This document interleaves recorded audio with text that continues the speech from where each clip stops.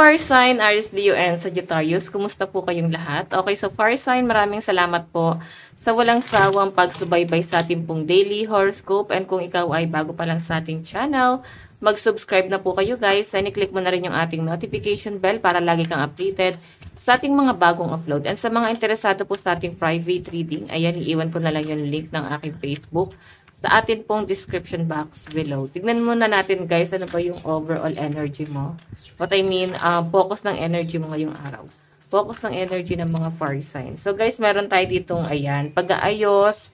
Siguro medyo magiging conscious ang mga fire sign ngayon pagdating sa kanilang itsura, kung paano kayo guys pumustura. Parang may pag-aayos ako nakakita dito. May lakad ba kayo, fire sign? Ang daming humahanga sa inyo, oh. Sa pinapakita rin sa akin, fire sign, ang daming na-amaze kung paano ka siguro pumorma. Hindi mo yan namamalayan kasi ginagawa mo lang din siguro kung ano talaga yung mas bet mo or mas komportabling pananamit. Okay?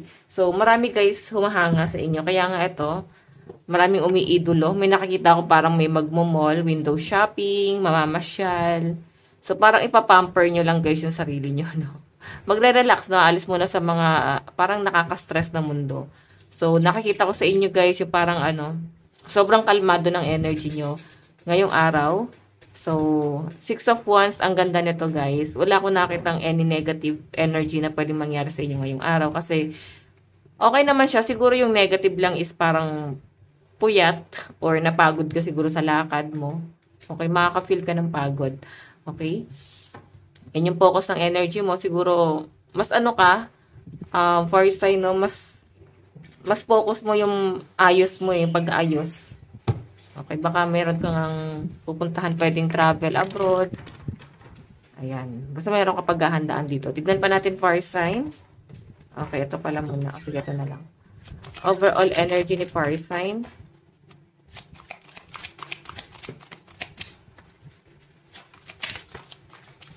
Last card. So, meron tayong 4 of Swords. Meron tayong 10 of Wands. May nag-iisip sa mga fire sign. So, nakikita ko rito guys.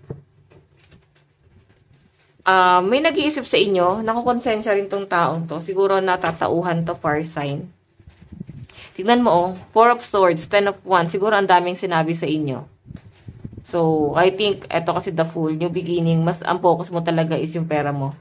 Mas ito yung pinagtutuunan mo ng pansin ngayon. Okay? So, kung sino man to guys, siguro hindi mo pinatulan, fire sign, hinayaan mo lang. Pwedeng sa love life mo to, or pwedeng merong isang taong nangihinayang talaga sa'yo. Okay? Merong gusto makipag-ayos din guys. Pero ikaw kasi fire sign, tignan mo ha, the Fool, tapos 9 of Pentacles. Mas ang focus ng energy mo guys is yung pentacles mo or yung future mo. Stability tapos yung family. Okay? Kung sino naman itong nag-iisip sa inyo guys, parang wala na kayong pakailan or hindi nyo guys masyado napapansin na itong taon. So, siguro nawala na kayo guys ng parang energy do sa taong yun. Nawala yung pakialam nyo sa kanya. So, siya itong parang hindi pa rin guys makarecover. Hanggang ngayon nandun pa rin siya stuck. Hindi nakaka-move on. Fire sign. Ang dami pa rin niya guys bagahe na dala-dala dito. 10 of Wands. Okay? Siguro iniisip na tong taong to, naging seryoso ka ba sa kanya? Or niloko mo ba siya? Kasi nandyan yung damon. May mga tinago ka ba sa kanya? Ang daming scenario guys na tumatakbo sa isip niya ngayon. Okay? So, mas pagtuunan nyo na lang guys ng pansin ang inyong pentacles. The Fool kasi new beginning. Okay? Focus na lang kayo guys sa pentacles nyo. Okay? And sa kaka-improve pa, kasi may nakita akong expansion dito. So, I think fire sign, meron ka pang gagawing mas ikaka-improve mo pa para sa growth mo. So, parang i-enhance mo pa yung talent mo or pwedeng i-level up mo yung business mo or pwede sa trabaho may promotion. Pero minsan kasi guys, yung promotion is parang binibigay lang siya para hindi ka mag-resign eh. Okay? O hindi ka umalis niya sa trabaho na yan. Kaya siguro may promotion na paparating. Baka ayaw nila guys na mag-resign ka. Pero, I think title lang to. Okay, title lang para sa'yo para hindi ka umalis sa company. Okay, angel number 444. Tatlong 4 guys, no? Ayan, baka may mensahe sa inyong spirit gabay. Tignan nyo na lang guys sa Google, angel number 444. Baka kasi may message sa inyong mga spirit guide. Okay, tignan pa natin. Meron tayong Elder of Cups. Okay. So, eto guys ha, yung Elder of Cups, Four of Cups, mature man. Okay? Mature itong taong to na nag-iisip sa inyo guys. Hindi pa rin siya guys maka-move on, hindi pa rin siya guys ready na i-let go ka. Okay? Mas ahead talaga sa inyo. And ito naman guys, 3 of Wands, tapos 10 of Wands. Meron ka sinusundan na yapak, pero parang ang hirap para sa inyo na sundan yung yapak na yon. Or sundan sila. Kasi parang nandun ka sa point na parang kailangan mo bang i-let go to? Kailangan mo na bang bitawan tong bagay na to? Ito yung forte mo na eh. Kumbaga nakahiligan mo na siya, nagustuhan mo na tong bagay na to. Mahirap na para sa inyo na i-let go siya. Okay, kaya parang lulunok nyo na lang yung pride nyo at parang tuloy lang ang agos ng buhay. Sa pinapakita sa akin, fire sign. Okay, parang hindi nyo na lang guys lilingunin. Basta itutuloy mo lang yun na simulan mo. Okay, pwedeng sa utang na loob to guys. 3 of Wands kasi parang sinusundan. Baka may mga nakatulong sa inyo fire sign. Dahil parang yun yung mabigat para sa inyo. Dahil pala hindi ka na humingi ng tulong. Parang ganyan.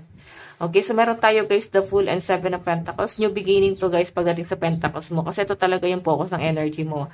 And 6 of Swords, tapos 9 of Pentacles, yes. Pagdating naman to guys sa resources, no? Like business, kung ano man yung ginagawa mo ngayon, fire sign. 6 of Swords, kung gusto mo pa daw guys na mag-grow ka, kailangan lumayo ka sa mga taong cold.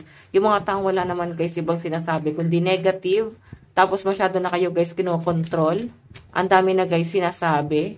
Okay? Wala naman guys silang naitutulong, no? Kumbaga, ikaw at ikaw pa rin naman yung mag-grow or tutulong sa sarili mo. Masyado lang talaga sila guys nakikialam. Okay, 9 of Pentacles, 6 of Swords. New beginning to guys. So, I think gagawin mo na lang to sa sarili mo at parang kailangan meron kang layuan na grupo or group of people. Didistansya ka lang or kung ano man yung mga plano mo sa buhay, wag mo na siya guys sasabihin pa sa ibang tao. Kasi hindi siya guys makakabuti.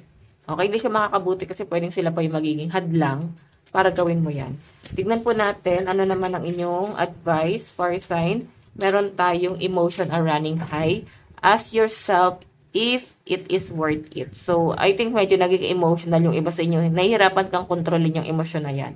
So, sinasabi rito guys, tanungin mo lang yung sarili mo kung worth it pa ba yung mga ginagawa mo ngayong sacrifice.